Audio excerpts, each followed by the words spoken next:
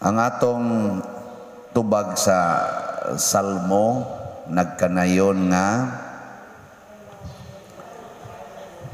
puno ang yuta sa kaayo sa Ginoo. Tinangana, puno ang yuta sa kaayo sa Ginoo. Nya ang gideklarar ni Kristo sa atong ebanghelyo mura maglahi. Ingon siya, muanhi ko aron magkabahin-bahin. Nya maayo din ang magkabahin-bahin ta. Dili. Nya nganong puno man yuta sa kaayos Ginoo. So sayop ning salmo. Kay si Kristo man mo'y katumanan sa tanan. So di na ni nato gamiton. Ato na lang ingnon ang yuta puno sa pagkabahin-bahin tungod sa Ginoo. Sakto di ba? May giting koreksyonan.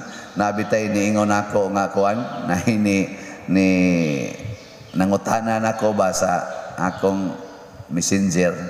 Pader, kinahanglan pa bang basahon ang Old Testament? Nako, kinahanglan oy. Pero karon murag usbod tingin ako kung tubag. Ay, murag nagkasukwahi. Kani nabilong man ni sa Old Testament na ang yuta puno sa kaayos Ginoo. Unya, si Kristo dire, mianhi ko aron magkabahin-bahin, mag-away ang amahan ug ang iyang anak lalaki, ang anak nga lalaki makig-away sa amahan, ang inahan makig-away sa mga anak babae, apil pang ilang nang umagad nga babae, nya ang umagad sang babae makig-away sa pagkagubutan, nya maayo din na. Tanawa sa inyong balay karon, di ba nag-away-away mo? Tanawang atong katilingban karon, di ba nagsig-away? Tinuod si Kristo. Mas tinuod si Kristo kaysa responsoryo. So kamo mga lectors ay na ni gamita sunod ha. Minaw ko ma-excommunicate siguro ano gato yun dayonon. Unsa may kahulugan niini? Matod pa ni San Pablo, nag-ampo ko ninyo diri ba sa unang pagbasa. Nag-ampo ko nga inyo untang mabatunan ang pagsabot sa gahom sa Ginoo. Unsa kini kalapad ug kataas, unsa kini kahabog ug kalaom. Isa bisag dili gid nato ni masabtan sa higpit, pero may untag makasabot mo. Nya unsa may pasabot ani? Ano man sang di man mo kasabot. Mo na saan man ni pagsabot, di man gid mo kasabot. Ang pagsabot ni ini mao nga zaman nabisan dihas kagubot, bisan dihas panag-unay ug away, bisan diha gani sa pagpinatyanay, naa diha ang kaayo sa Ginoo. Di mo mutuwa na. Nga ikaw, asawa, bisag kulatahon pakas imong bana, naagyapon diha ang kaayos Ginoo. Nga kanang imong mga lagom, maayo ragid na. Tungod kay ang Ginoo maayo man. Di ba? Kaya di tinoon. Di na maayo imong lagom di ay. Maayo eh. Tungod kay ang Ginoo maayo lagi. Bisan pagdunggabon ka, masamad ka, kanang imong samad maayo ra gid na. Kay ang Ginoo maayo man. Muna ayaw na kahadlok, masamad ka, bana, dunggabon ka sa imong asawa kay gaduda siyang nangabit ka. Ay pagpasamad lang diha, maayo ra man na kay puno man ang yuta sa kaayos Ginoo. Di na maayo day. Sugot lang mo mataptan mo COVID. Total maayo ra man mo. Ikaw niya pa rin, katong namatay, maayo man sa siyang pagkamatay.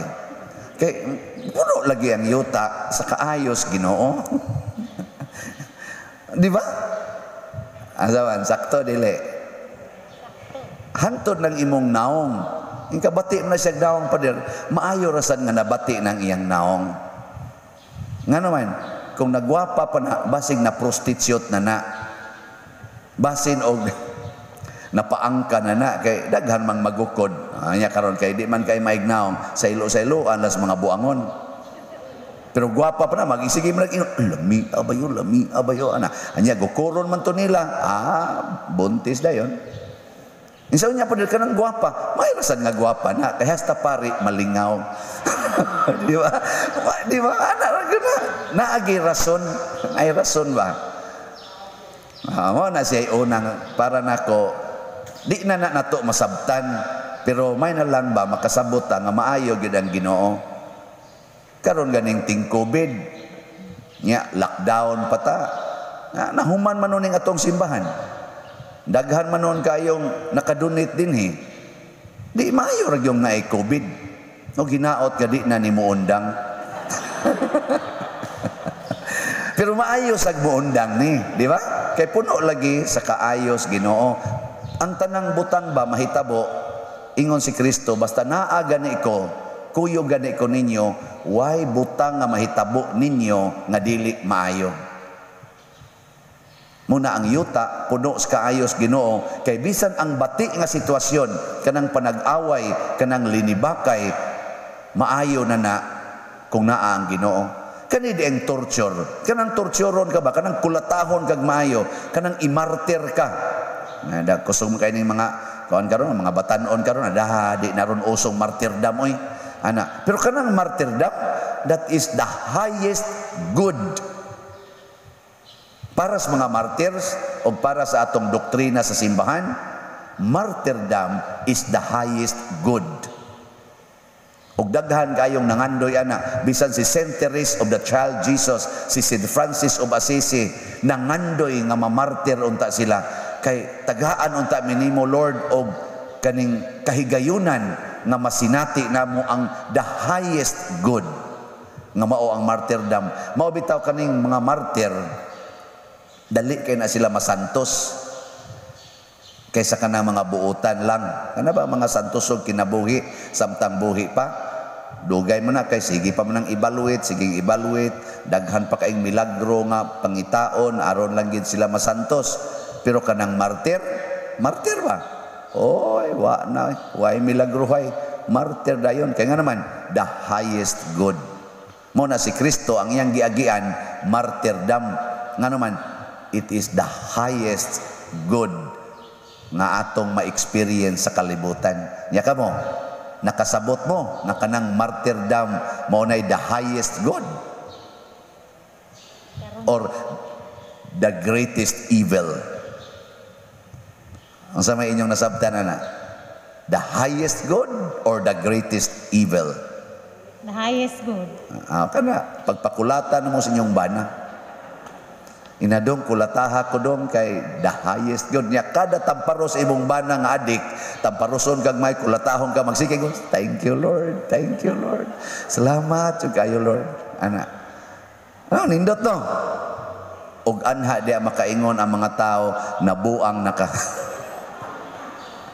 Og si San Pablo rasad mo'y nagsulti diha sa iyang letter to the Corinthians, gawa sa ko kay bawog unsa natong chaptera nga ang kabuang sa Ginoo mas labaw pa kaysa kaalam sa tao, og ang kaalam sa tao usa lang kabinuang para sa Ginoo.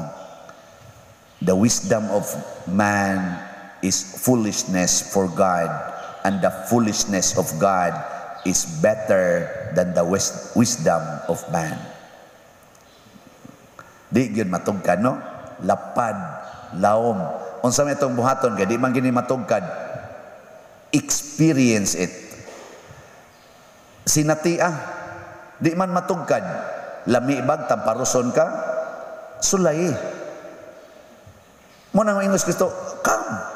Katubitas Filipi, niingon siya ngadto ni Nathaniel, nakita na mong Ginoo gikas Nazaret ngan lag Hesus anak ni Jose ug ni Maria. Ingon siya, naabagoy nindot des Nazaret. Siya, come and see. Sinatia, di na ko ma-explain. Di ma-explain ay. Kini ding akong pagkapari, ma-explain di ni nako nga ganahan naman ta kay kong magminyo ato. Atong tuiga 1995, mao na toy akong target nga magminyo. Nya nindot kay mig relasyon sa akong uyab. The highest good na to.